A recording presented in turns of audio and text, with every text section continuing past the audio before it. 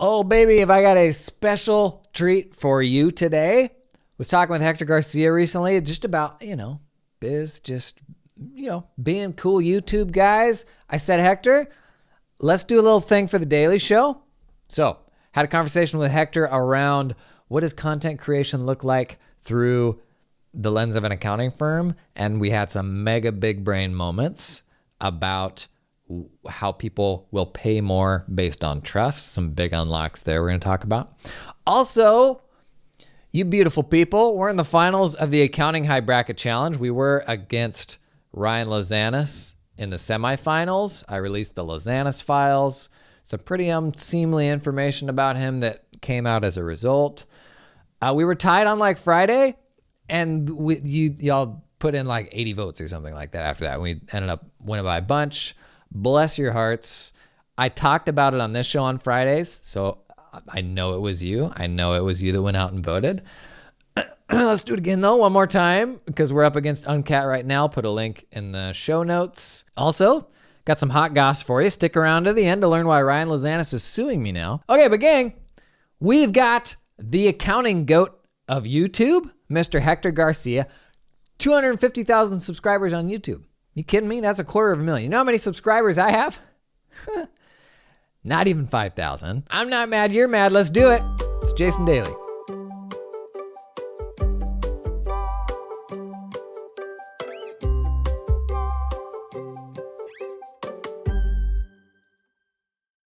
All right, Hector Garcia. If you've been living under a rock if you don't know who Hector Garcia is already, especially if you're a YouTube nerd like myself. Okay, I'm going to embarrass you, Hector. 223,000 subscribers, 17 million views on an accounting channel. Last 30 days, over 250,000 views. On average, 9,000 views per day across Hector's library.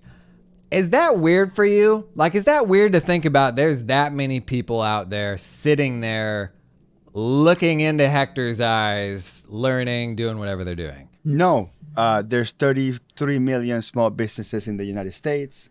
So the fact that point something percent of them are watching shouldn't be surprising. Accountants charge a lot of money for what they do, and some people want to democratize that. They want to save some money on accounting professional work, and they're thinking, can I do this myself?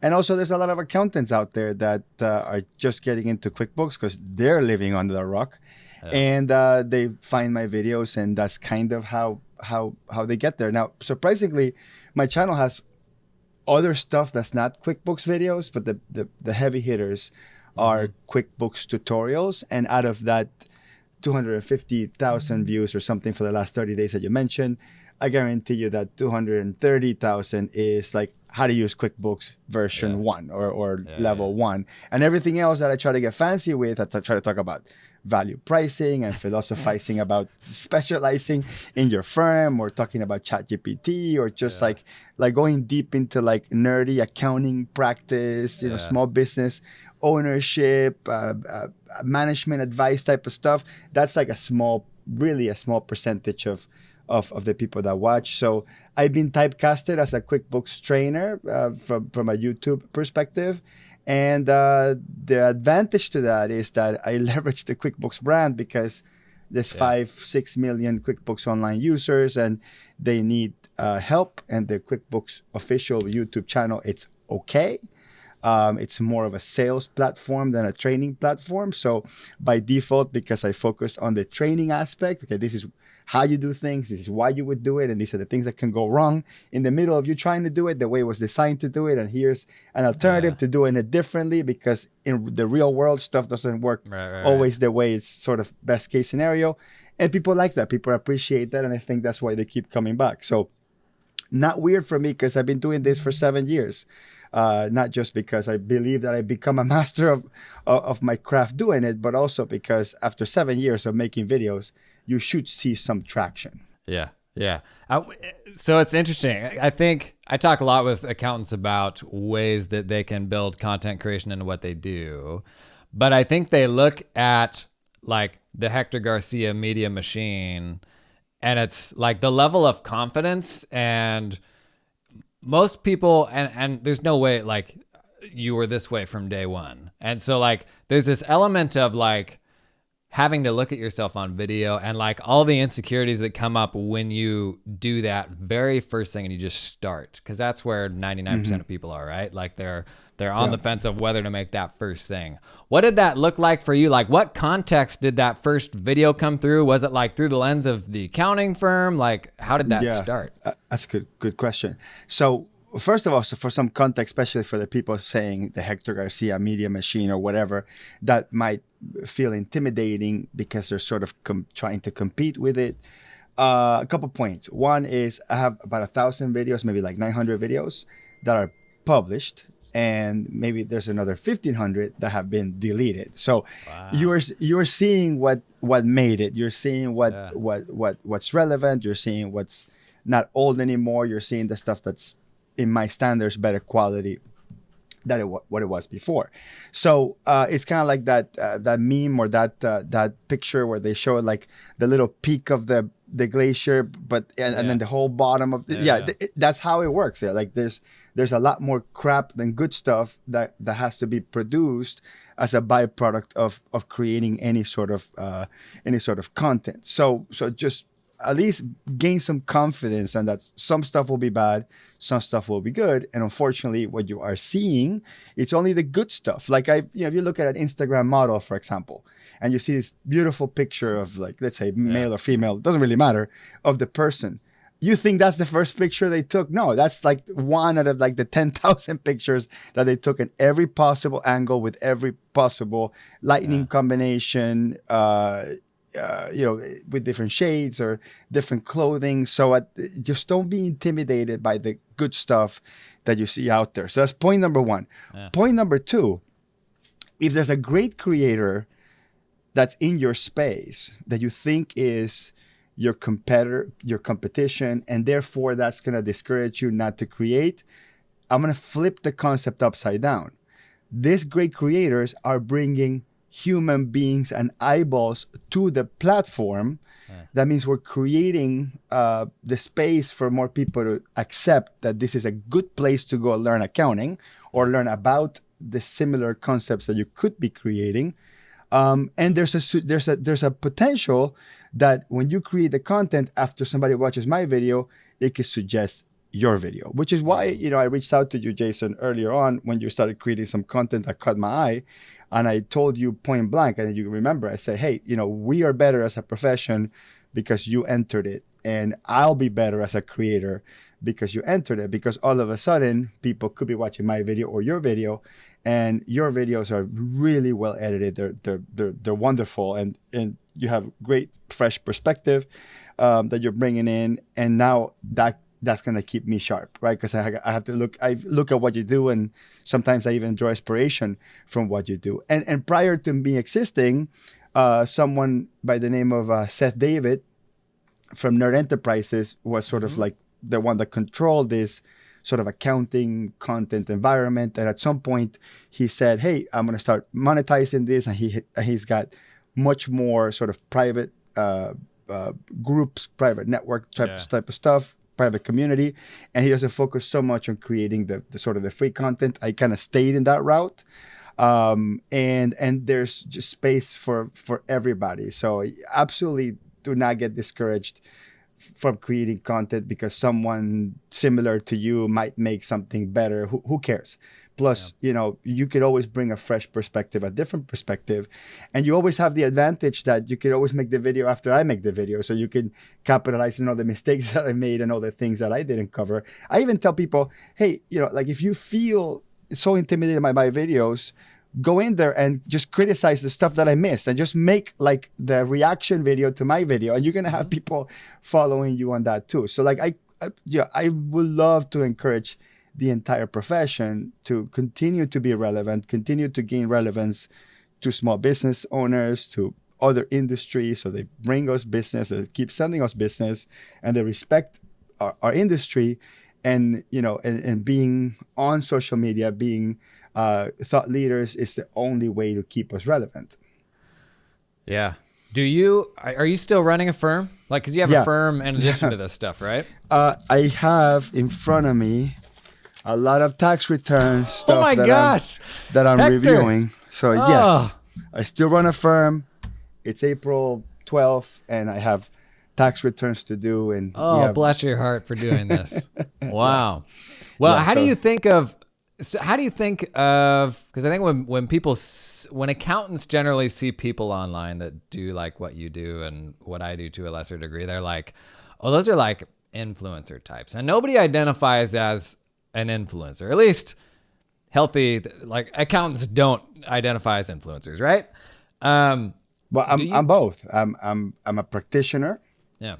and I'm an influencer. But I'm not an influencer of social media. I'm an influencer to my employees. I'm an influencer to my family. I'm an influencer to my customers. Yeah. As a matter of fact, if I wasn't influencing, if I wasn't suggesting for them to be better business owners, better people, I wouldn't be doing my job correctly. I would just be crunching numbers. So the fact that I'm also, quote unquote, a social media influencer, it's just sort of a happy accident. But all of us, business leaders, accountants, advisors, we are influencers. Otherwise, without our influence, all we have is our number crunching capability, and ChatGPT and other AI technologies are gonna completely going to replace the value that we create that supposedly sits in this number crunching capabilities. Influencing is going to be the only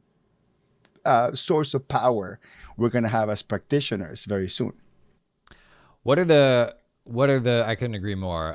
I think we get focused on like the mega influencers, but the reality is like we all have that influence. That's why people buy from us.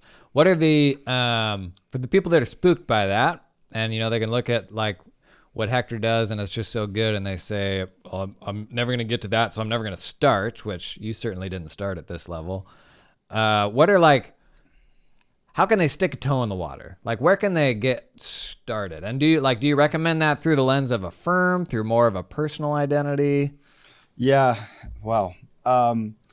I think I made the mistake of building a personal brand instead of a corporate brand, from the perspective of now being able to disassociate myself from deals, right? So right now I have a firm name and I have 200 and something thousand followers. And I think the only people that know my firm name are my actual clients. No one else knows my firm name, or they call it Hector's firm, right? Yeah. So that was a good thing and a bad thing. Okay. So the good part about that is that that it's easier for people to identify me by voice or by face than by logo. So like me as a human being in a conference or in a networking event, my face and my presence and my voice has much more impact and reach than the little tiny logo on my shirt. So if I had built a corporate brand, I would not have the leverage I have as a person. But now the challenge I have is for deals and transactions, my corporate brand doesn't have the leverage to sort of sustain by itself. So I almost have to be part of the conversations. I have to be the one that appeases the client and goes, yeah, I'm not doing the work, but don't worry, it's my ship. I'm the captain, right? Yep. So it's sort of the good and the bad. From a speed perspective, it's much faster to build a personal brand versus a corporate brand because a person has a soul and people identify with souls immediately. Corporate brands don't have souls, and they can build souls like the way Disney kind of has a soul, but it took them 100 and something years to build a soul, right? So or whatever, I don't know how old Disney is, but probably like 100 years. But that's the concept, right? So it's very costly, and it requires to align tons of people to act a certain way and execute a plan, a strategy a certain way for the corporation to have a soul and people to start connecting with a brand. You can, as a human being, you can connect with people super quickly. So in terms of speed, to get a result, to get a to get the responses, to get people to buy, to get people to trust. And that might be the key word here, to get people to trust, which is what you leverage to charge more or to close more deals, whatever you want to call it. To get people to do that, you do with the personal brand. But if I could go back in time, I would have done corporate brand, because that way I would have been able to leverage myself more. Right now, everything sort of, it's in my plate still. No, but even if I delegate it, I have 10 people in my firm and they do wonderful work. They're great people. But at some point in time, at some point in the food chain, in the workflow, it requires me. It requires my voice. It requires my touch. It requires my presence. It requires the surety that the customer has that I am still the captain of the ship. And unfortunately, that's sort of the drawback from just being all personal brand versus sort of also focusing on the corporate brand. That's interesting. Or firm, which I right. Yeah. How do you think, like, paint a picture of what that corporate or that firm brand looks like if it's not Hector? Is it like a team approach? What's that alternate path if somebody starts tomorrow and they want to go down that like firm kind of production path? Yeah. So you mean like building a firm, but you mean like building a firm's brand through social media and thought leadership? Yep. The latter. Yeah, through thought leadership. Yeah. So like if the firm puts out a YouTube video, is it Hector? Is it a team of people? Is it something else? It's going to start by the most talented speaker, right? Or the most talented person with stage presence, assuming your videos will have a talking head aspect of it, which is like what I have, what you have, where your face is shown at some point. And by the way, I could tell you, if you do videos without your face and with your face perform better, even though your face is completely irrelevant in a screen share video.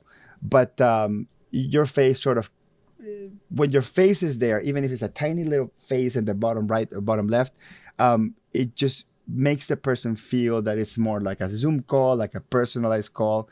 When it's just a voice from the ether, like on top of a screen share, it feels more like, this course from a faceless person in a faceless corporation teaching something that has no personality or soul. It's just like mechanic.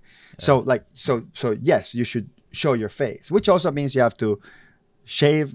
I don't shave, but some people have to shave, fix your hair, wear a shirt, whatever, right? So like it have lights, have better cameras. I mean, it's more work to show your face, but there will be a person sort of at the helm of those videos. Now, if you're rotating always personnel and there isn't like one person having like more FaceTime than someone else, maybe people start identifying with the channel and the brand, but I think they can't help but identify with the person. So one of the examples I can give you is there's a creator that I love.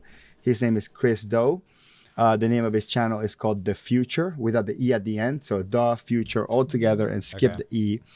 And Chris Do is sort of the owner and the leader of that. And I've been following that channel for like 3 years. And you can see some cadence of bringing team members to do some videos. But it's like it almost ends up crumbling. And he ends up coming back. And because he is the leader. He's the great speaker. He's the great thought power source that brand has. So he's gonna have a tough time disassociating with the brand. However, the brand itself sells content, sells memberships, sells templates, and it doesn't have his name on it. So now he's starting to be able to monetize it. So at some point, you might, if you are a very charismatic speaker, you're going to leverage that immediately. But then I would say early on, start bringing the other team members and the brand element early, so people start connecting and associating with that quick. I didn't do that. I started bringing my team maybe like 5 years afterwards, and then it got to a point that it's Hector's channel, and that's it. It's really difficult to disconnect that. How do you mentioned leverage? When you've got the audience that you do, like, it's never been a better time to create, have that creator business and digital products and a whole bunch of things that you can wrap around that. through the lens of running a firm, how do you think about high leverage work, the idea that you could produce a video and X tens of thousands of people will watch it, versus I'm going to sit down and I'm going to review this one tax return for this one taxpayer? Like, has it changed how you approach your days, that one-to-one stuff versus one-to-many stuff? Okay. Well, the one-to-one stuff, which in my world, the only true one-to-one is set up a Zoom meeting and it's just you and me and that's it, right? Like tax returns, for example, it's a team effort in our firm. Like I figured out how to do the least amount of work for that tax return in the entire workflow. And that least amount of work is sort of preparing the return and signing it at the end. All the other stuff, like preparing the books, collecting the documents, we have a team of stuff. And like some people collect this stuff, some people verify it, some people collect payment information, some people explain tax returns to the clients. But we have like maybe 3 people or 4 people touching a tax return that we produce. Now, as the CPA of the firm, I am taking full responsibility over the workflow and I'm signing it. So it is ultimately my responsibility. If something goes wrong, it lands on me. But you gotta leverage the team. Now on the purely one-on-one stuff, like one-on-one consulting, that's the stuff that people want to work with me and me only, because Hector, we believe you have the information that we want your advice, we want your experience, we want what we've been previewing for years in your YouTube channel. We finally want it individualized, we want it in one-on-one. What I've done through the years is just keep increasing the cost of a one-on-one session to the point that 99% of people can't pay it, or it would be ridiculous for them to pay it. And then they go back and go, do you have someone as capable that can answer these questions in your team? And then there's the alternative, which are my partners, which are just as capable as me and probably 99% of stuff. They're not famous, right? So people won't pay. Yeah. People won't pay as much. So I've been able to get to the point where, hey, you want a one-on-one session that's $1,500, and people go, no, I just have a quick question. It's like, I have the person that can do that. But if you want me to get on a Zoom call and schedule it, it's gonna be $1,500. And a couple of years ago it was $1,000. And a couple of years ago it was $750.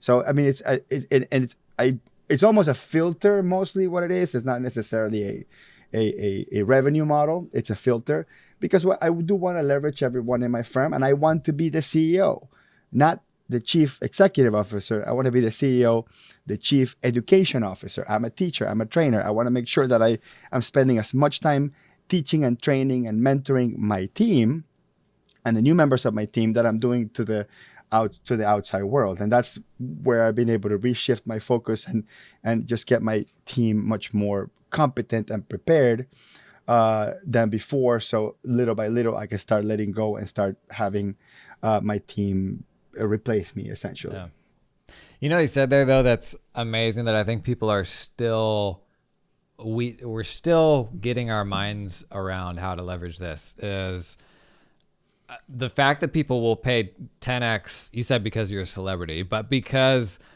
I said celebrity, I said famous. It's two different things. Famous, because but it's because they've built this trust with you that they don't have with your team, who absolutely, in my case, my team was always more capable than I was. So I think that is a really powerful thing. And that happens at a scale that is not Hector Garcia scale. I mean, there's 100 ways to build trust that don't have to involve a 250,000 subscriber YouTube channel. So what's interesting to me then, but look at you. You have a 5,000 person YouTube channel, and I assume that you can leverage or wield similar levels of trust when it comes to getting people to pay you to endorse or review or maybe endorse is the wrong word, but include it as a sponsored item in one of your videos, even if your videos get half the views and you have a 10th of the subscribership as a different channel, because you don't need a whole bunch of subscribers to do it. You just need an eyeball to look at it and get the free sample, right? Like, I don't know if you go to Costco, Jason, but a lot of things I buy that I've never tried before is because I walked into Costco and there was a nice lady said, you want a free sample? And I tried it. And because I tried the free sample, I'm like, I like it. So now I'm going to buy it. But in accounting, there's no such thing as free samples. Like we can't like give a free sample of a tax return or a free sample of a training session or free sample of consulting. And I guess you could, but it's just very impractical to do so. So the best next thing to the free sample to promote our expertise is to give it away. Yep. And that's the thing, that's the stuff that just boggles people because they're like, why are you giving away something you could be charging hundreds or thousands of dollars or whatever it is to do it? And my friend Seth David told me this once, and he was quoting someone else that told him, I don't remember who it was, which is when it comes to knowledge, you have to give it away to own it or give it away to keep it. Yeah. And I was like, what does that even mean? Well, what it means is when they first hear it from you, people assign that knowledge to you. You become the source of that knowledge.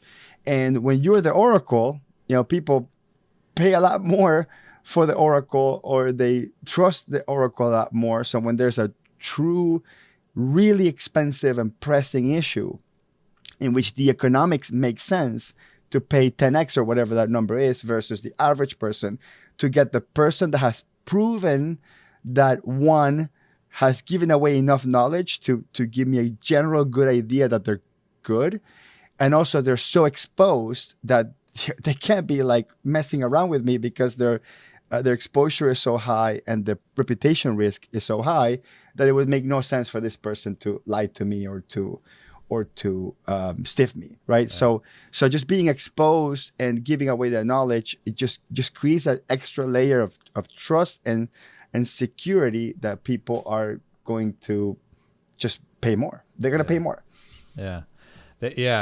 When you've built that, and let's, call it trust, that's less uncomfortable than fame. Trust is the right term. Trust is the right term. Yeah. The whole, like, building an accounting firm past yourself, past the founder, like that's something that everybody struggles with. Yes. Is there an internet-enabled version of that where your team, the leadership in the leaders within your team can capture an aspect of that fame to kind of be a force multiplier for what they can command and the level of trust that they have with clients? Not necessarily on like this mega celebrity scale, but is there a smaller version of that where you can 2x your fees because you now have that trust thanks to YouTube or social media or something? Yes. You mean 2x my team's fees? You're talking about specifically. Exactly. Yeah. So I have an employee that's been with me for 7 years. And she's been through the journey of my YouTube channel and the fruits of having a tons of phone calls and leads that come in because of YouTube. And she watches some of my videos. She reads the email responses I send to people.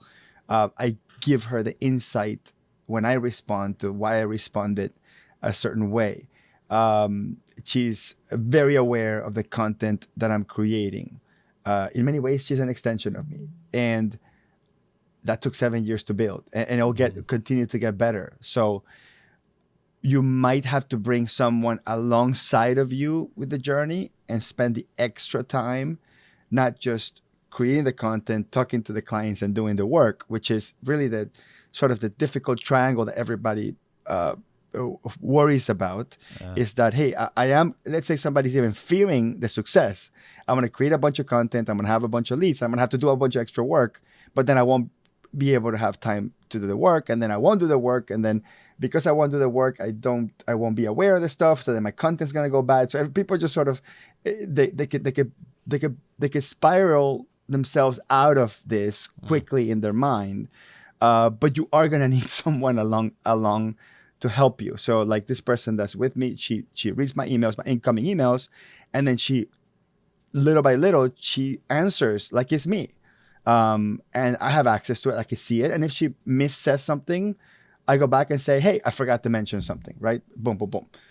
Or, hey, Jessica, I missed this out. Like I also want to add this additional context. So but I had to let go. I had to allow that person to answer in my behalf. Like she doesn't identify herself as me, but saying she can see my email and interject immediately, copy me. So you are gonna need that duality, because when you start creating content, you're gonna be talking to more customers, and you also need to be able to filter these customers. I'm sure, Jason, you've seen this issue where people contact you. It's like, hey, I'm interested in doing anything Jason related, right? People say, I want to do anything Hector related. And then you don't say the price up front or the potential cost or the minimum. And then you spend tons of time just listening and giving options or saying these are the possible things that we can do. And at the end, they thought it was all free, or what they're willing to pay is practically free compared to what we actually charge. So you are going to need like someone to like start filtering all these leads. Yep. And just sending your way or scheduling you for the stuff that makes sense. And I'm at the point that I don't talk to anyone unless they're paying up front in a Calendly link. So you want to talk to Hector? Here's the button you press to talk to Hector. It's like Uber. It's amazing. Like you press a button, you pay, Hector shows up. But you got to go through that. You have to press the button and you got to pay for Hector to show up. It doesn't matter how much you kick and scream, you got to do that. Now, if you're engaged already, different story. You're engaged in a tax return or monthly bookkeeping that includes advice with me or whatever. That's a different story. But if you're a person off the street, you got to do that first.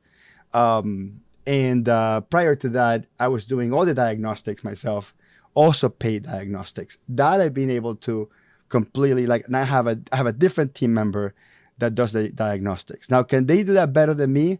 In some cases, I still like to believe that I have the experience and the context to sometimes see beyond what some of my team members can see, but it's not necessarily going to misdiagnose. My team members probably going to underdiagnose and offer less. I think I would probably be offering more or selling more just because of my ability to sort of see just sort of through between the lines and through the facts and that sort of thing. But when it comes to functionally selling accounting and bookkeeping and advisory and tax, my team member can diagnose that perfectly. And they had to watch videos of me doing actual diagnostics. And I had to teach them how to do actual diagnostics. And I've been having to interject when the diagnostic was missing a key element. I say, hey, you missed this piece. And that's part of the learning process. And this is, in my business, the longevity of my employees is like the most valuable thing, because I'm not only investing in them and with actual hard education dollars, I'm investing in them with my time and my sweat and my tears and my emotion and my focus and my attention. And the only way to succeed, it's to have that partner, right? Whether it's an actual accounting legal partner or just a person that's helping you alongside. It will be very difficult to do it by yourself, I think. Okay, we're now a couple hours after I talked with Hector. Biggest brain moment for me there, that is a really interesting nugget to take out of it. Hector, and he kind of dropped this nonchalantly, he's just had to keep increasing his price and increasing his price for people to get one-on-one access to him until it's to this astronomical level, right? Because they're paying for his, I think he said fame or celebrity or something like that. Even though his support team arguably is every bit as capable, if not 80 to 90% as capable, but they're paying, 5x, 10x, whatever. They're paying way more for access to his time than that of his team. Now, I'm not as smart as Hector. A lot of the people that worked with me were just fundamentally better than me at the things that we do for clients. But when the perception is that you're the expert, when you're the person they see talk and you're the person they spend time with, they build a relationship with you, right? And that's why they're willing to pay so much. So what is the version of that extends down to your team? Because it's one thing for you to make the investment to putting your identity out there and that resonating with people, and then people being willing to pay 2x your fees. What does the distributed version of that look like? Is that a YouTube channel where you've got 10 people that are featured and that rotates and there's a video going up every day or something like that? What does it look like for clients to build trust with a bunch of members of your team? And Hector's obviously like a mega scale version of that, and you're not going to have 10 Hectors. But what does it look like to build trust across a team so that every team member, like that perceived value, has that added multiple that you've developed by building trust, your clients building trust with that specific person? Now that could be YouTube, that could be podcasting, it could be them recording audio of the stuff they think is important week over week. How do you like get that trickle down effect? So it's not just me, it's not just the business owner. How do you distribute that across the team to enable things like just charging more for their time, or mastermind groups where they pull in 10 people at a time and people will pay a bunch of money to be there, all because of the trust that they've built with that person? What does distributed trust across a firm look like? I think it looks wildly profitable is the answer, but it comes back to the age-old question of what is the right balance of time you spend investing in the high leverage stuff, the stuff that gets you out there that may take years to build, versus the doing of the work. Surely the answer is not spending 100% of your time doing the work and never investing in the high leverage stuff. What a killer conversation. Okay, I mentioned we're now in the finals of the Accounting High Bracket Challenge up against Uncat. I have some information about Uncat that is unseemly and may impact your vote. I'll be releasing it on social media on Friday. I'm not happy about it. I wish it wasn't the case, but I just think the people need to see the truth. We had the same situation with Lazanis. People needed to know the truth about Ryan, and ultimately the truth went out. Does this feel like I'm just copying what I did last week with Ryan because we won? Probably, and that's what I'm doing. I teased up at the top that Ryan Lazanis is suing me. He did send me a DM this morning. In fact, let me pull it up here just so that ultimately when the court case happens, they can refer to this video specifically. He said, "Morning, Jason. Just a heads up that my lawyers will be in touch with you over these so-called papers that tarnished my name and led you to victory. Yours truly, Lazanis." Still on a last name only basis. Ryan and I were like talking like the whole week about like, oh, let's make this like absurd over the top thing. And it was actually a lot of fun. And he was a good sport. But we got Uncat this week. And then if we beat them, we win the whole thing. Is there some sort of prize for this besides just internet points? I don't know. I literally run on internet points at this point. Like this is what I do. So thanks for coming and hanging. Happy Friday. Have a lovely weekend. If you're in tax, sucks to be you. And I'll see you next Monday. Bye.